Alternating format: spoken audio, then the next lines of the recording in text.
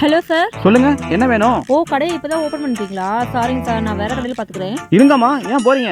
என்ன வேணும் சொல்லுங்க. இல்ல சார், ஒரு 500க்கு சேஞ்ச் வேணும். நீங்க இப்பதான் கடையை ஓபன் பண்றீங்க, அதான் வேற கடைக்கு போலாமேன்னு கிளம்புறேன். பரவாயில்லம்மா, ஏதாவது ஒரு ரூபா 2 ரூபாய்க்கு சேல்ஸ் மாதிரி பொருள் வாங்கிக்கோங்க, நான் உங்களுக்கு சேஞ்ச் கொடுக்குறேன். ஓ அப்படிங்களா? சரி, ஒரு ரூபா மொய் கவர் ஒன்று கொடுங்க. ஒரு பேச்சுக்கு 1 ரூபா 2 ரூபானா உடனே 1 ரூபாய்க்கு மொய் கவர் கேட்கறதா? நீங்க யாருன்னு காட்டிட்டீங்க, இப்போ நான் யாருன்னு காட்டுறேன்.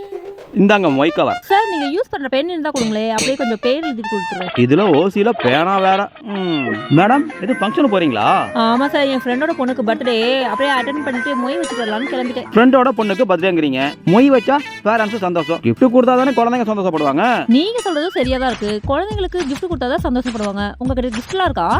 பாருங்க மேடம், எல்லாமே கிஃப்ட் பண்றதுதான். பார்பி பாக்ஸ் நல்லா இருக்கே, வித் கால்குலேட்டரோட. ஓகே, இது ஓகே. இந்த 2 பாக்ஸ் வேணாம். கலரிங் கிட்டு இது ஓகே, இது பெருசா இருக்குது.